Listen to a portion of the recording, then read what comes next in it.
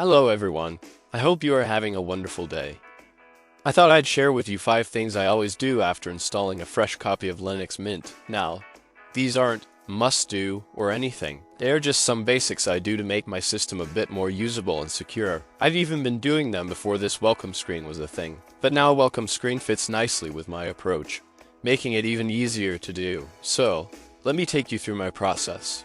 Let's go. First thing I like to do is customize the desktop theme to my liking. So I switch to a dark mode, which is easier on the eyes for me. I also change the accent color to the classic Linux Mint green because, well, it's the best, at least according to my survey.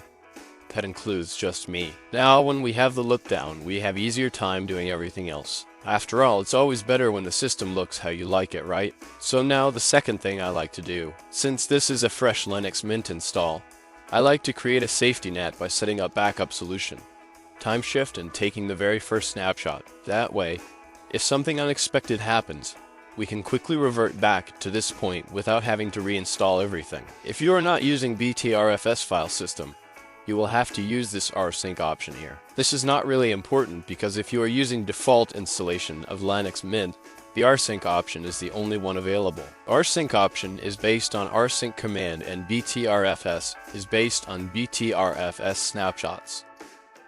Next, when you click Next, system does some quick estimations about our snapshot, so let's just let it finish.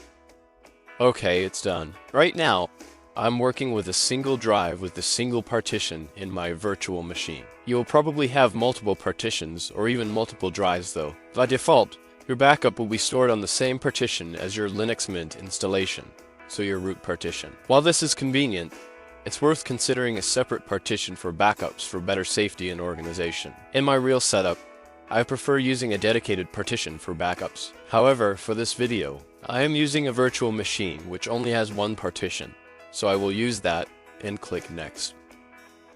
Now let's set up automatic snapshots. How many times do we want snapshots to happen automatically on their own in the background? So if we mess something up later, we can revert back and fix our system. This is similar to System Restore on Windows. I find 5 daily snapshots to be a good balance, ensuring that we can revert any mistakes made in the last 5 days while automatically removing the oldest daily snapshot to make room for new ones. When it makes 5, or however many we decide we want, snapshots, it deletes the oldest one before making a new one. And I like to add 1 weekly snapshot for extra wiggle room. With these settings, I can revert my machine to a state up to 5 days in the past for daily snapshots and further back for the weekly snapshot. That should cover us nicely. Let's click Next. This part depends on your setup. Typically, your personal files are stored in your home folder, which is excluded by default. However, if you've got a separate partition for your personal files and this one only contains settings and app data, it's a good idea to include it. That way, you can revert everything back, including your settings. In my case, I'll include it because everything in my home partition consists of settings and program data. Let's click Next. And with this, our time shift setup is done, and we can click Finish. Now time shift is prepped and ready for automatic snapshots, but they won't happen for some time. So let's create our very first snapshot. This initial backup will serve as a reference point, allowing us to restore the system to the state it was in when we first installed it. Let's click Create. When creating backups, there's one really important thing to remember. Ensure there's enough space in your backup partition, especially if it's the root partition. A full root partition can prevent your system from booting, so it's really important to not fill it up. Ideally, your backup partition should be at least 1.5 times the size of the data on your root partition. That's a minimum for me. More is better. Although there are safety measures in place, I prefer to take extra precautions to avoid any potential issues. Now we wait a bit for this to be done, and it can take a few minutes. I will probably fast forward this in the video so you don't have to wait as long as me.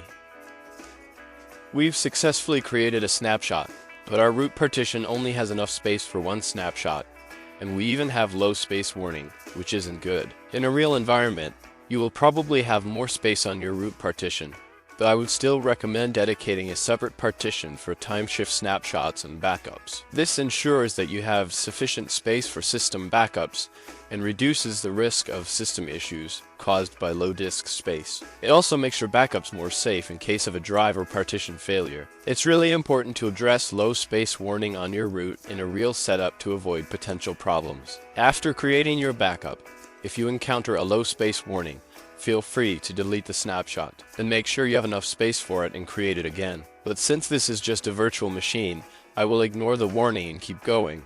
Again, don't do this on a real machine. Third thing I like to do is check if there are any drivers for my system. Let's click here to open up Driver Manager. Let's give it a moment to scan for any missing drivers. Linux has many drivers integrated.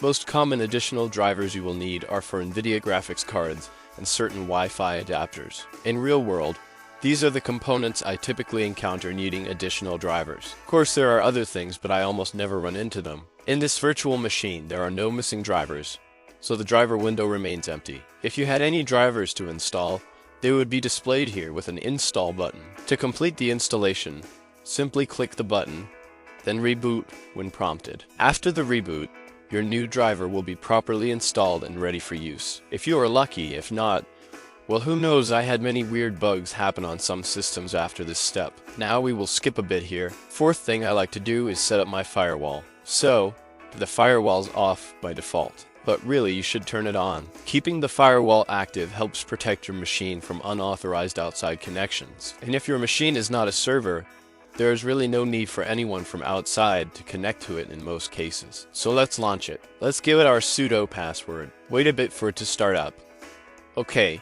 It's here, so to turn on your firewall, you just need to click this here status toggle, wait for it to switch on, and you will have this shield green, white, red, and green. Parts of the shield symbolize incoming and outgoing network traffic. Deny incoming and allow outgoing connections. You need outgoing traffic so you can go online, but you don't really need incoming traffic for most of your personal use, because you don't want anyone connecting to your machine. This is a simple step that increases your security by a lot, so you should always do it. Fifth thing I would want to do is update my system. Let's launch our update manager.